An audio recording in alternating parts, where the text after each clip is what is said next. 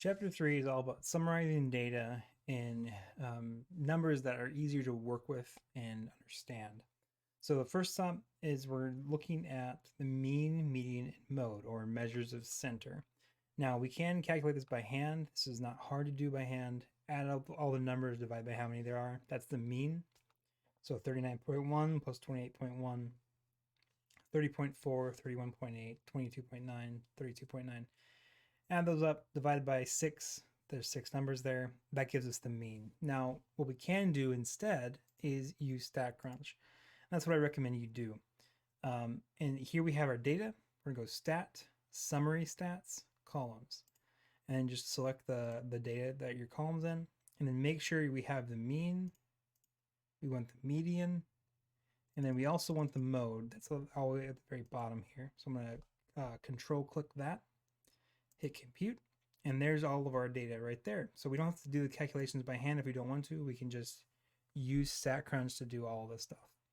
So the mean is going to be 30.87 to 2 places. The median will be 31.1. And the mode, there is no mode. That's because there is no number here that appears more than once. So the mode does not exist. Now, if you were to actually save this data to the table, I'm going to just do that real quick. In case you want to use these numbers in calculations, for instance, you can see here the mode says NaN. That means there is no mode. That's what that just references. So here we have this data. Check the answer, and it's all correct. Okay, let's move on. We have pulse rates of 9 students, and we want to find the population mean. So open this data in StatCrunch, stat, columns, summary stats, columns, compute that. We have the mean of 80.22 repeating, so 80.2. And then we have samples, different samples of this data, and we're going to ask for the mean of these samples. So we're going to take the 3 students here, we're going to take their pulses, and I'm going to move them off to their own columns. That way I have the samples easier to kind of like work with and read. So the first sample is going to be, let's see, 90, Megan, 74, then 70. So that's the first sample. The second sample, Tammy's 71, 88, and 89. So those are my samples. I just found the names here, right? And that's 90, then 74, then 70, and so on. So let's go ahead and do the summary stats. Compute that. And here we have our mean. Our mean is 70 for the first sample. The second sample, summary stats, columns, var4 was the column for the second sample here, var4. And the mean there is 82.6, so 82.7. Okay, mean 1, or sorry, the mean pulse of sample 1 is beneath the population mean. Therefore, the first sample underestimates the population mean. The second sample overestimates because it's actually above the population mean. Let me see if I didn't make a rounding error there. Hang on just a second. I didn't make a rounding error. I just wrote the wrong number, I guess. It's the mean is 78 for var3, 90, 74, and 70. That mean is 78. I don't know why I got 70 there, but 78. Check that. And that's correct. It still underestimates it, right? Because 78 is below the population mean of 80.2. So that hasn't changed, but yeah. Okay, for question 3, we have this data. for a simple random sample of candy, and we're asked to create a frequency histogram of this. So let's open this in StatCrunch. And real quick, it's important to note that for all of these three graphs, they have the same distributions here is 0.79, 0.82, 0.85, 0.88, 0.91, 0.94. That's because what they're doing here is they're creating a group of numbers. All the numbers between 0.79 up to 0.82 are in this first group, and the second group is 0.82 to 0.85. The next one is 0.5 to 0.88, and so on. And so we're asking which one of these frequency groups this data in the correct way. So to do that, all we have to do is go graph, histogram. We're going to select the data in var1. We're going to do a frequency, relative frequency. They're going to be the same graph pretty much. But what we want to do is select the bin. So we're going to start at 0.79. And each bin width, right, it went from 0.79 to 0.82. That's a width of 0.03.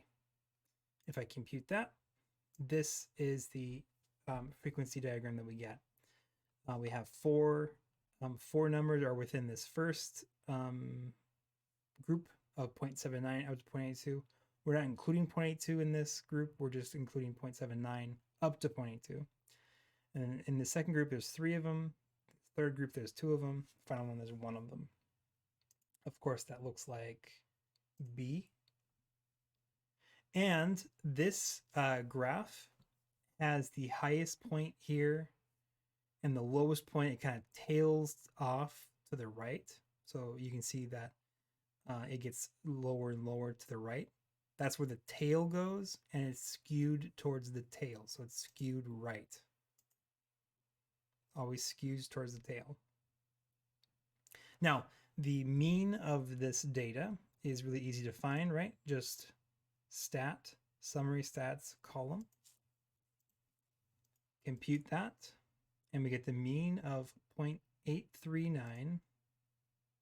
Oops, 0.839. The nearest thousandth, yeah, that works. Okay, the median we also did found here is 0.83.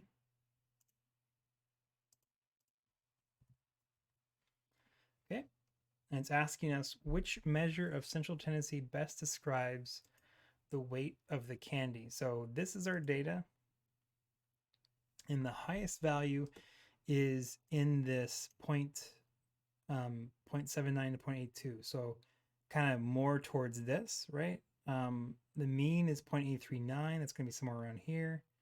The mean is 0.83. It's going to be a little bit closer to this highest value. So I would say the median is closer to the highest value. Therefore, the median does a better job of describing the central tendency. Let's check that. And that's correct. Okay, we have professor has recorded exam grades for 20 students, but one of his grades is no longer readable. If the mean score on the exam was 82 and the mean of the 19 readable is 85, what is the value of the unreadable score? So this is kind of an interesting type of problem because we're looking at averages and understanding how do different averages interplay or relate to each other. So let's go ahead and open this in a notepad here. So we have 20 scores with a mean of 82. The 19 of the scores that are readable have a mean of 85. And so now we're asking, what's the unreadable score? Well, let's just look at how do you calculate the mean? The mean is going to be adding up all of the scores, x4, x5, x6, x7, x8, all the way up to x19, x20, and then dividing by how many there are.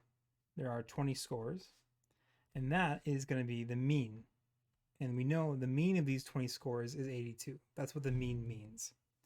Now, It doesn't matter which score we choose to be the unreadable one. Let's just say the 20th score is unreadable. You can just flip things around, right, to make the 20th score unreadable. It doesn't really matter about the label. But we know the 19 scores, x1 through x19, the average of those is going to be 85. Of course, here there's 19 scores. Divided by 19, we get 85. Well, if I multiply both sides by 19 here, let's see what do we get?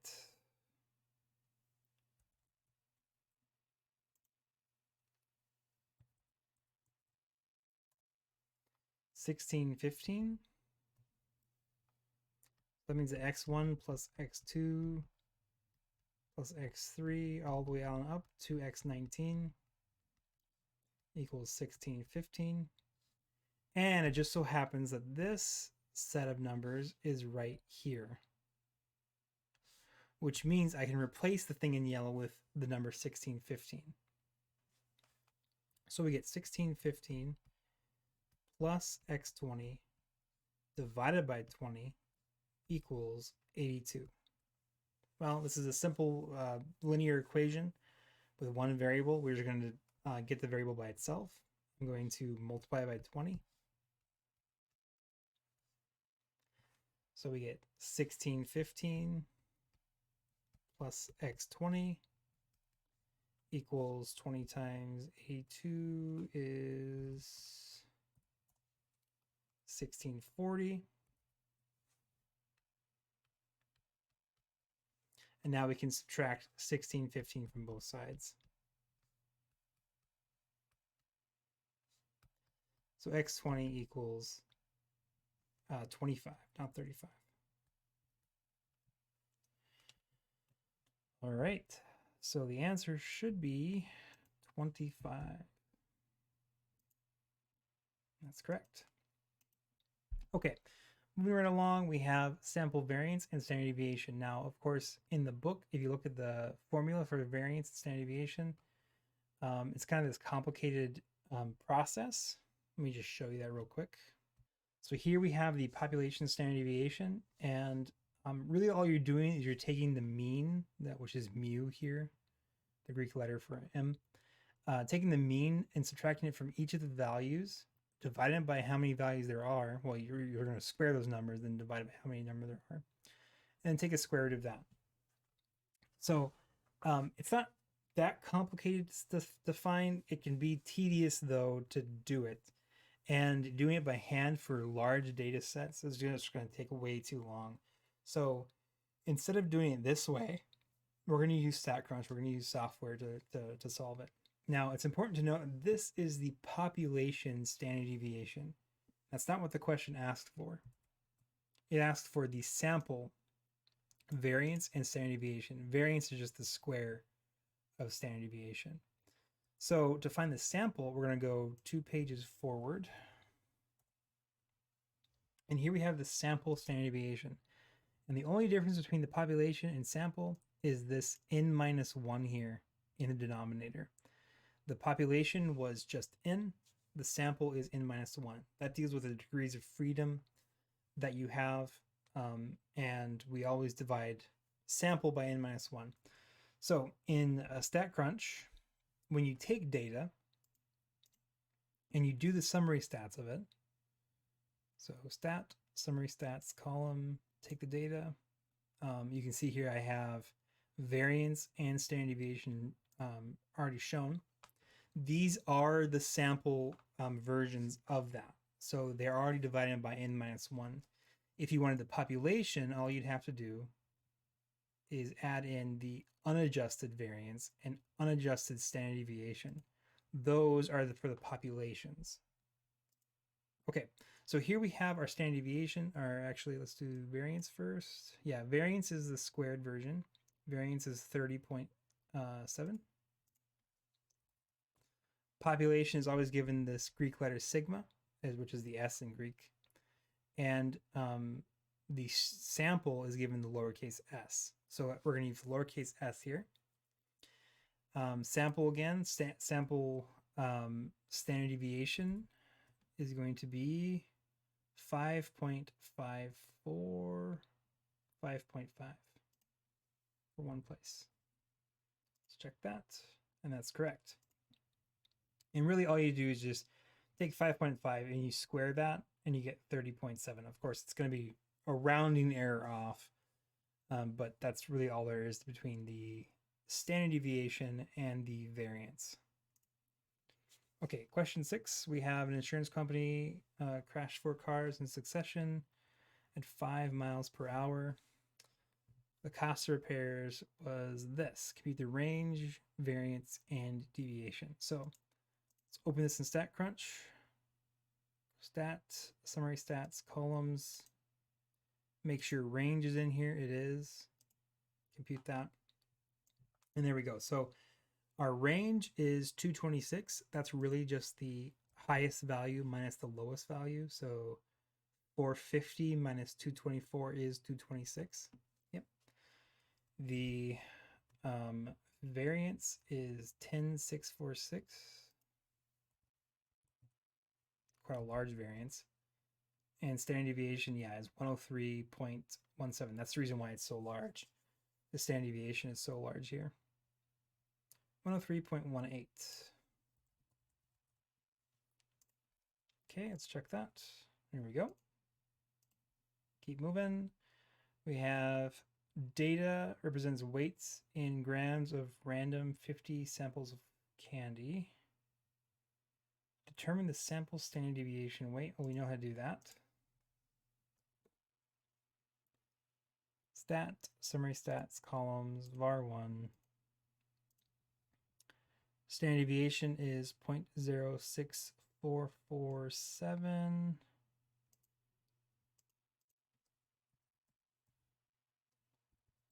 So one of 3 places, that's going to be, yeah, 0.064. Okay, so this is the histogram of this data. You can see here, this histogram is approximately bell curve. It's not quite there, right? This portion is just a little bit low, but it's pretty close to that. It tapers off to the left and to the right. The middle is the highest value. That means that we can you use the empirical rule a little bit. It's not a great approximation, but it will. It can be used. So that's what we're looking at there. If of course it was skewed a little bit, that would be not work. Now the empirical rule. Let's actually open that in the text. So here's the empirical rule, and it says that within one standard deviation of a bell curved distribution, we have 68% of the data. So again, from the mean, that's the middle point. If you take standard deviation off of the mean and add standard deviation to the mean, that's within one standard deviation. And that's going to be most of the data. In fact, if you go between 2 standard deviations below and above the mean, that's when you have 95% of the data. It's pretty much everything. 3 standard deviations gives you 99.7, and more, from there you get incrementally more and more, not by very much, but the rest is going to be this 0.3%, 15% here and 15% there, or I should say 0.15%. So a very small amount of the data is above and below 3 standard deviations from the mean. So here we have, using the empirical rule, determine the percentage of candies that weighs between 0.712 and 0.968 grams. The mean of this data is 0.840. So we have a standard deviation, 0.064. Let's actually calculate some stuff here. So we have, the mean was 0.840, and the standard deviation was 0.064. So if we add 0.064, 0.968 was this number here. So 0.968 is 2 standard deviations above the mean. So I had the mean, I added 1 standard deviation, I had 2 standard deviations, that gave me 0.968. And then if we take 0.840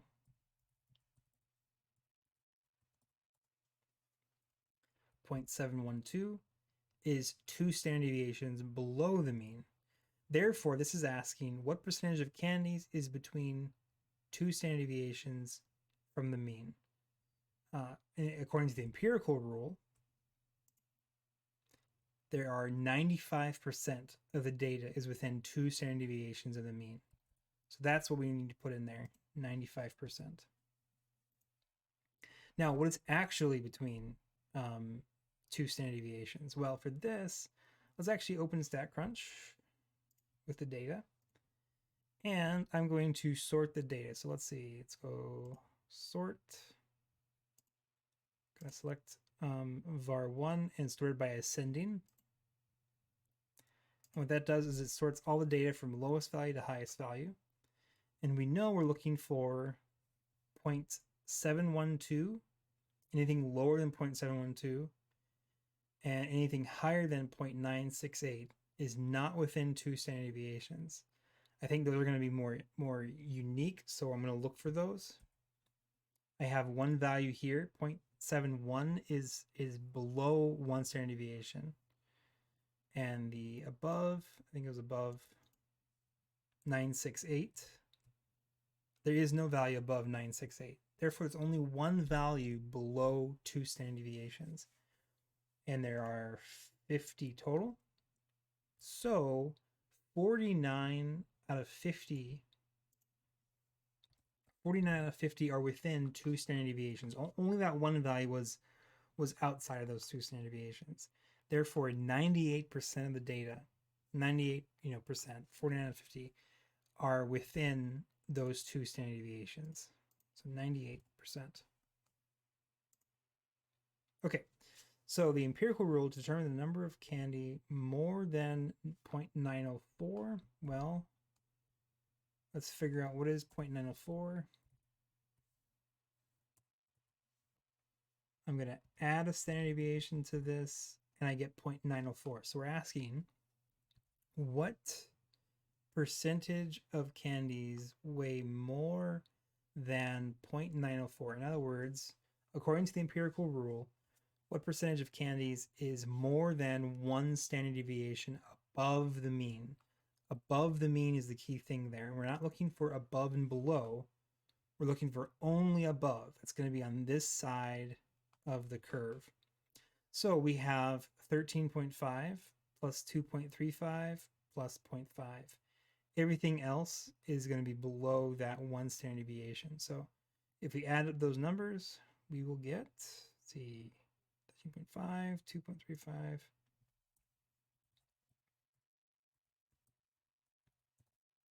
We get 16%.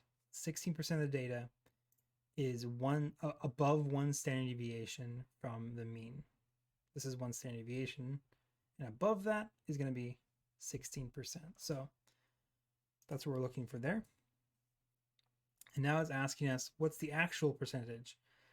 So 0.904 is the breaking point, 0.904. That means we're looking for everything above that. We have this value on up. Those are all above 0.904. 1, 2, 3, 4, 5, 6, 7, 8, 9, 10, 11. So 11 out of 50 is above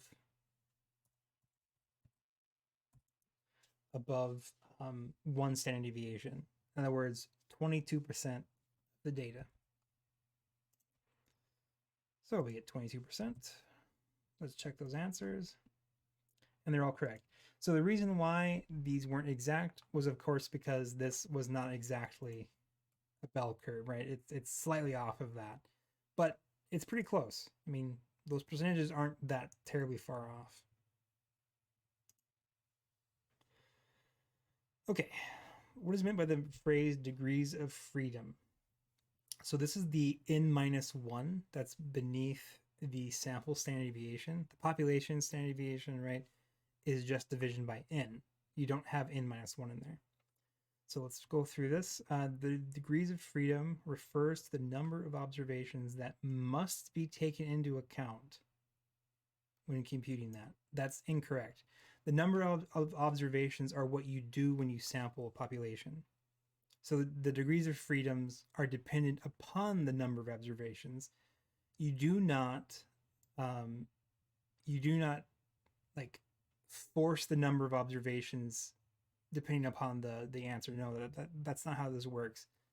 The sampling comes first, and then the mathematics comes afterwards. So the degrees of freedom depend upon the sampling, not the other way around.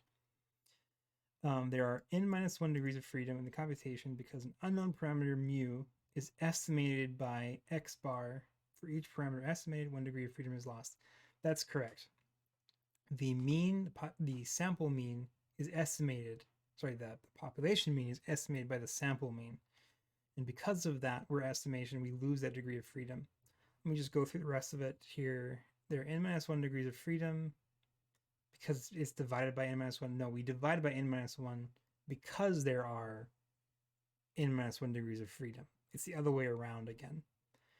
There are n minus 1 degrees of freedom because the first n minus 1 observations have to be certain values in order. No, there's nothing about n minus 1 doesn't affect the observations at all. The observations affects how big n minus 1 is. So again, that's the other way around. So B is the correct answer there. Okay. We have male and female population of elephants under 80. Okay, wants me to approximate the population mean and standard deviation for males. Now, this is the important thing here. The population mean and standard deviation, not the sample mean and standard deviation.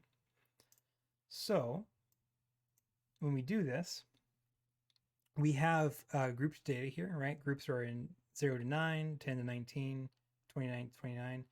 And we're doing it for the males and females individually. Yeah, males first, then females. So we're going to compare it. So the way we do this, we go stat, summary stats. And instead of doing columns, we're now going to do grouped or binned data. The bins are going to be the age. That's the age ranges. And the counts, well, we're going to do males first. And it does not want the sample.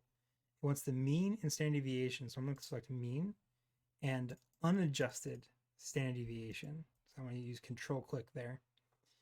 So that tells me the population standard deviation, which is what I want, not the sample standard deviation, which is what this one would find. Okay, 40.42 or 41.42, and then 21.18. Okay, the same thing for the females. Same stuff, mean and an unadjusted standard deviation. 45.46. 19.51. Okay, which one has the higher mean? That's the females. And which one has the greater dispersion or greater standard deviation? That's going to be the males. And that's all correct. In a certain city, an average 20 to 29-year-old man is 69.4 inches tall, with a standard deviation of 3.2. Okay, so the average or the mean is 69.4 and standard deviation of 3.2. The woman, the average one, or the mean is 64.1 with a standard deviation of 3.9. Who is relatively taller? 75-inch man or 70-inch woman? Now, 75, of course, inch man is taller, is just taller. But who is relatively taller according to the mean and standard deviations of each population? So this is like who is further out from the mean, further, farther above the mean in standard deviation wise. That's the idea there. So to do this, all we have to do is calculate the z-scores, because the z-scores will give us the information we know. The z-score is pretty easy to calculate. You take the number, you subtract the mean from that number, and then you divide that, whatever you get from that, by the standard deviation. So let's just do the see, let's just do the man first. We have 69.4 inches, the mean. And the man is 70 inches tall. So the z-score is going to be, he is 75 inches tall. The mean for men in this place, in this city, is 69.4. And we're going to divide that whole thing by the standard deviation, which is 3.2. So the z-score of the man is 1.75. He is 1.75 standard deviations above the mean. That's what that means. Okay. The woman is 70 inches tall with a mean of 64.1 and a standard deviation of 3.9.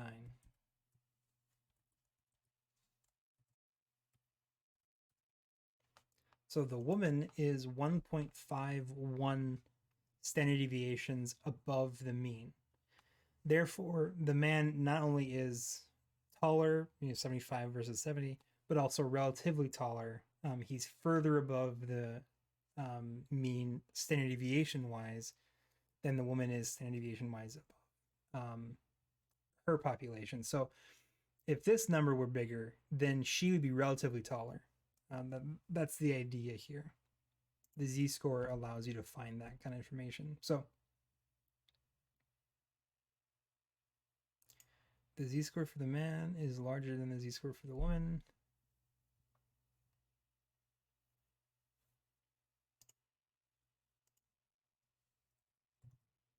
Is larger than the z-score for the woman, 1.51, I believe.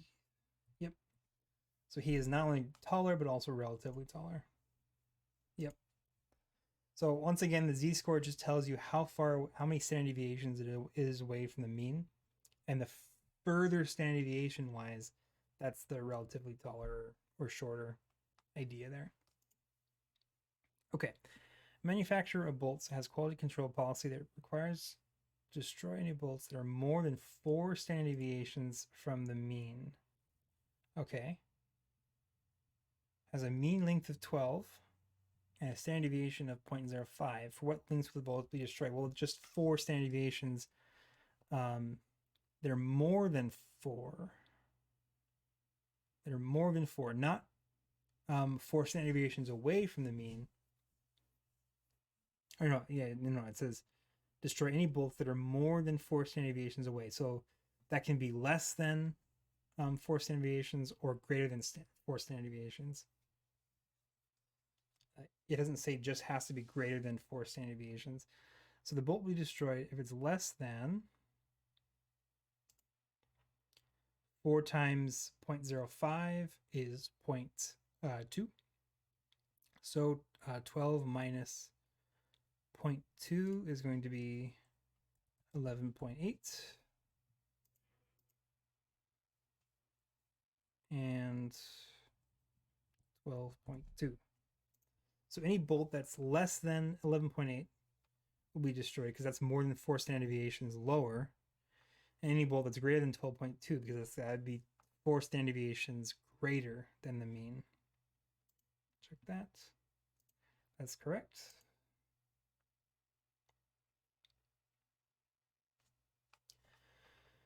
Miles per gallon of random sample of cars, 3-cylinder, 1-liter engine. Compute the z-score of 34.4 miles per gallon. All right. So for the z-score, we need the mean and standard deviation. It's a random sample of cars, so we're going to find sample standard deviation, not population. Okay. And the z-score. So first off, we need to have summary stats. We're going to go column var1. We need the mean and standard deviation. Compute that. There we go. Now we have a 34.4 is the actual sample that we found. So I'm going to go 34.4 Subtract from that the mean. The mean is 38.8. Does it say how many places to round to? 2 places. So let's use something like 4 places maybe. I think that was the mean, 38.833. Yep. And the standard deviation is 3.5296.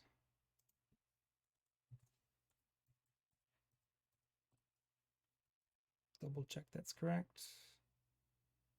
3.5296. Yep. Okay, so now we have a z-score of negative 1.27 to 2 places. 0.27 indicates that the data value is 1.27 standard deviations below the mean. So if it's negative, it's below the mean. If it's positive, it's above the mean. And the number itself is how many standard deviations it is from that mean. That's what the z-score, that's what the actual definition of it is. Okay, now to find the quartiles, this is quite easy to do. You could use a formula or an algorithm in the book, but StatCrunch finds it all for us. Q1 is the first quartile, so 36.8 is Q1. Q2 is the mean, actually. Or sorry, is the median. The median is Q2, so 38.45.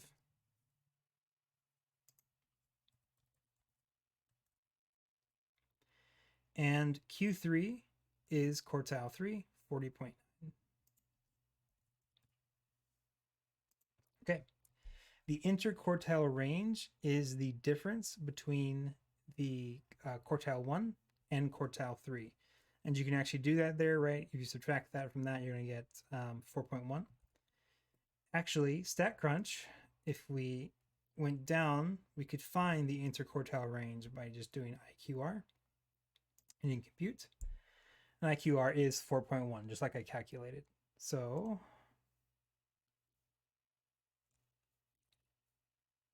is not the range of all observations.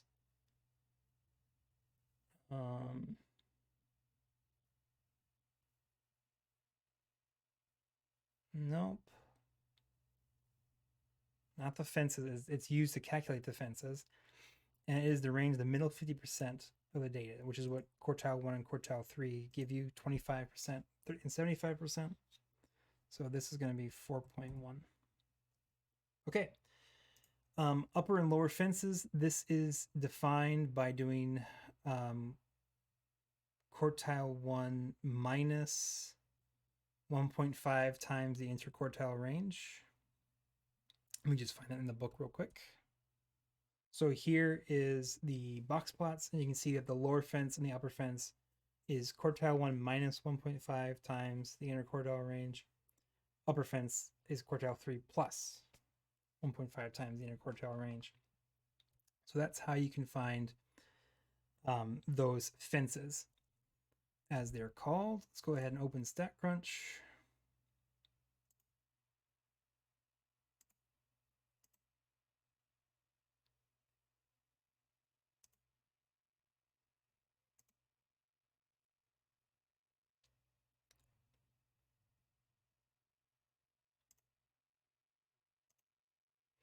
Okay, I didn't actually need to save it. I can just do this on a calculator, but you can do it in StatCrunch as well if you wanted to. You could do data, compute, expression.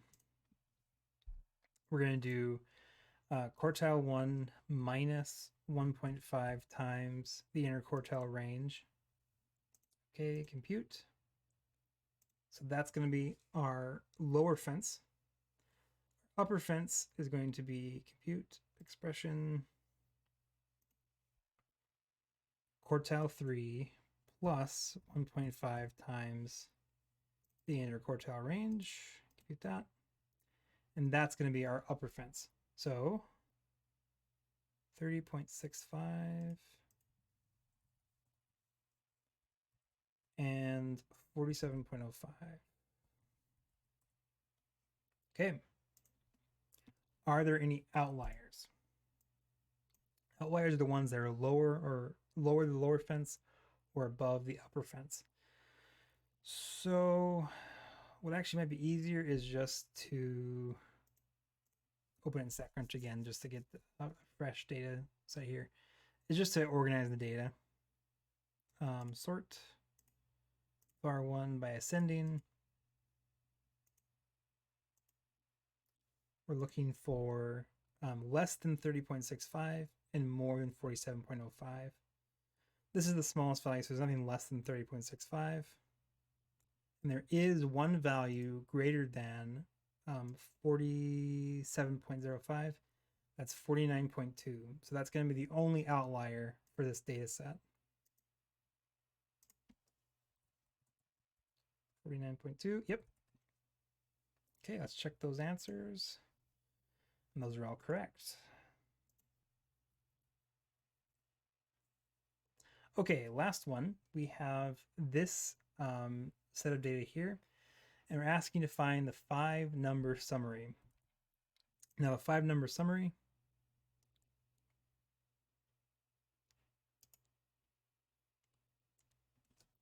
is right here. It's going to be the minimum, Q1, the median, Q3, and the maximum. So this is all found quite easily in StatCrunch. All we have to do is do the summary stats. We have the minimum right there is 0. The Q1 is the next one, that's 0.255. 26 with rounding. The median is 0.97. Q3 is the next one, that's 2.695, so 2.70. And finally, the maximum is 3.43. Okay, draw a box plot. We could, of course, use that data to find that, but we can just draw the box plot on here. Box plot, var1. If we do it this way, you can see that it's vertical, but to do it horizontal, you just need to select this, draw boxes horizontally. And that gives you this. And you can see here that the median is closer to this side. This whisker here is pretty short, whereas this one's long. Not that one, that has a long one on the right, short one on the left, or other way around. A long one on the left, short one on the right. We want the other way around. We want a long one on the right, short one on the left. It looks like C to me. This one doesn't have any whiskers. So this is the one we want, C. And this distribution, right, the mean, or sorry, the median for this one. And so you can kind of think of like a bell curve. It wouldn't quite be a bell curve because it would be trailing off on this side a whole lot more. So it's actually skewed towards the tail. It's going to be skewed towards the right. There's a lot more numbers kind of going to this way than you would want. So it's not roughly symmetric. It's skewed to the right. And that's all correct.